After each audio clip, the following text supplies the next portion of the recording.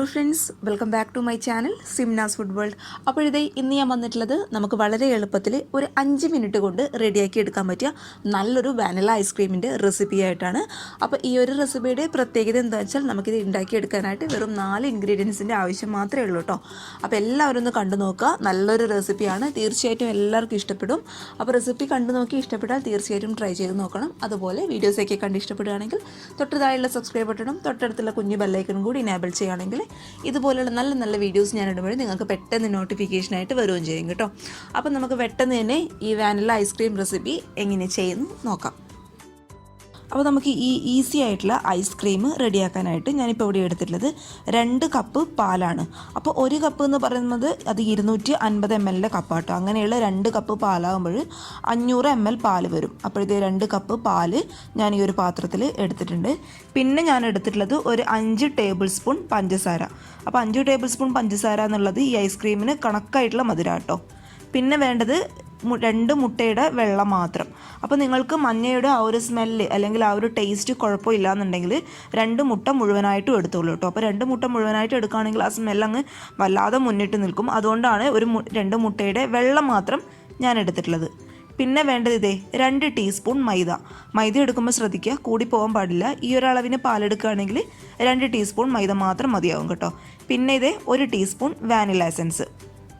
അപ്പോൾ ആദ്യം നമുക്ക് തീ മീഡിയം ഫ്ലെയിമിലിട്ട് ഒരു പാനിൽ നമ്മൾ എടുത്തു വെച്ച പാല് മുഴുവനായിട്ട് ഒഴിച്ചു കൊടുക്കാം. അപ്പോൾ ഈ ഒരു സമയത്ത് തന്നെ പിന്നെ നമ്മൾ എടുത്തു വെച്ച 5 ടേബിൾ സ്പൂൺ പഞ്ചസാരയും ഈ ഒരു ടൈമിൽ തന്നെ പാലിലോട്ട് ഒഴിച്ചു കൊടുത്ത് നമുക്ക് നന്നായിട്ട് അങ്ങോട്ട് മിക്സ് ചെയ്യാം കേട്ടോ. അപ്പോൾ പാല് ചൂടാവുന്ന സമയം കൊണ്ട് പഞ്ചസാര അതിൽ കിടന്നങ്ങോട്ട് മെൽട്ടായിക്കോളും.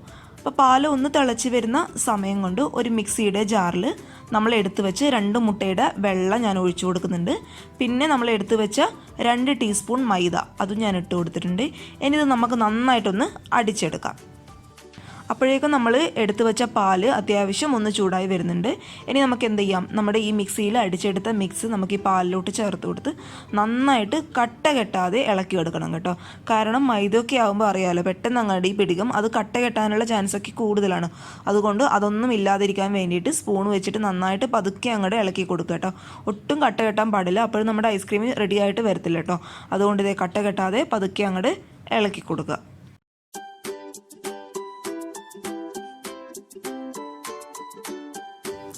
നമ്മുടെ പാല് നമ്മൾ മൈദയൊക്കെ ചേർത്ത് കൊടുത്തുകൊണ്ട് അത്യാവശ്യം ഒന്ന് കുറുകി വന്നിട്ടുണ്ട്.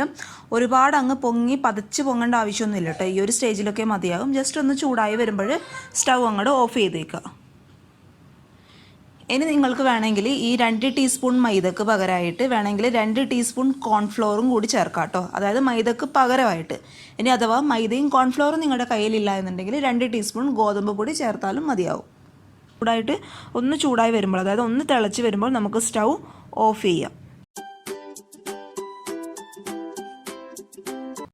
ഇനി ഈ പാലിൻ്റെ ചൂട് കംപ്ലീറ്റ് ആയിട്ട് മാറിക്കഴിഞ്ഞാൽ നമുക്ക് എന്ത് ചെയ്യാം, ഇത് മിക്സിയുടെ ജാറിൽ ഒഴിച്ചിട്ട് ഒന്ന് വിപ്പ് ചെയ്തെടുക്കാം. അതങ്ങനെ ചെയ്തെടുക്കുന്നതിനാന്ന് വെച്ചാൽ നമ്മുടെ ഈ പാലിൽ എന്തെങ്കിലും ഒരു കട്ടയൊക്കെ കെട്ടിയിട്ടാൽ അതങ്ങ് പോകാൻ വേണ്ടിയിട്ടാണ് നമ്മളൊന്ന് വിപ്പ് ചെയ്തെടുക്കുന്നത്. കൂടാതെ നമ്മുടെ ഐസ്ക്രീം നല്ലൊരു ക്രീമി ടെക്സ്ചർ ആയിട്ട് വരാൻ വേണ്ടിയിട്ടാണ് കേട്ടോ നമ്മൾ വിപ്പ് ചെയ്തെടുക്കുന്നത്. അപ്പോഴത്തേ നമ്മുടെ വിപ്പ് ചെയ്തെടുത്ത് ഈ ഒരു മിക്സ് നമ്മൾ ഏത് പാത്രത്തിലാണോ ഐസ്ക്രീം സെറ്റ് ചെയ്യാനായിട്ട് പോകുന്നത് ആ ഒരു പാത്രത്തിലോട്ട് ഒഴിച്ചു കൊടുക്കുക. കംപ്ലീറ്റ് ചൂടാറിയതിന് ശേഷം മാത്രം കേട്ടോ. എന്നിട്ട് അവസാനമായിട്ട് 1 ടീസ്പൂൺ വാനില എസൻസ് കൂടി നമുക്ക് ചേർത്തെടുത്ത് നന്നായിട്ട് അങ്ങോട്ട് മിക്സ് ചെയ്യാം.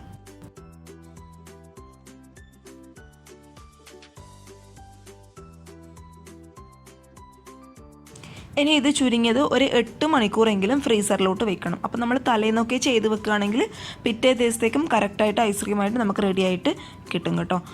അപ്പോഴത്തേക്കും നമ്മൾ ഇന്നലെ റെഡിയാക്കി വെച്ച ഐസ്ക്രീം കറക്റ്റായിട്ട് സെറ്റായിട്ട് വന്നിട്ടുണ്ട്. പിന്നെ നമ്മൾ ഒരു സ്പൂണോ അല്ലെങ്കിൽ ഒരു സ്കൂപ്പറോ ഉപയോഗിച്ചിട്ട് നമുക്ക് മറ്റൊരു ബൗളിലോട്ടോ അല്ലെങ്കിൽ ഗ്ലാസ്സിലോട്ടോ മാറ്റി കൊടുക്കാം. പിന്നെ നമ്മൾ ഇത് ഉപയോഗിക്കുന്നതിന് ഒരു 5 മിനിറ്റ് മുന്നെയെങ്കിലും എടുത്ത് പുറത്ത് വയ്ക്കും കേട്ടോ. അപ്പോഴാണ് കറക്റ്റായിട്ട് ആ ഒരു ക്രീമി ടെക്സ്ചറായിട്ട് നമുക്ക് ഐസ്ക്രീം കിട്ടുക. കാരണം ഇത് നമ്മൾ ഫ്രീസറിൽ വെച്ച് അപ്പാടെ എടുത്ത് ഉപയോഗിക്കുകയാണെങ്കിൽ ആ ഒരു ഐസ് ക്യൂബ്സിൻ്റെ ആ ഒരു ക്രിസ്റ്റൽസിൻ്റെ ആ ഒരു ഫീലൊക്കെ ഉണ്ടാവും. അതുകൊണ്ട് അതൊന്നും ഇല്ലാതിരിക്കാൻ വേണ്ടിയിട്ട് നമ്മൾ എപ്പോഴാണോ ഇത് ഉപയോഗിച്ച് തുടങ്ങുന്നത് അങ്ങനെ ഉണ്ടാകുമ്പോൾ ഒരു 5 മിനിറ്റ് മുന്നേ എടുത്തെങ്കിലും പുറത്ത് വയ്ക്കാനായിട്ട് നോക്കിയാൽ മതി കേട്ടോ.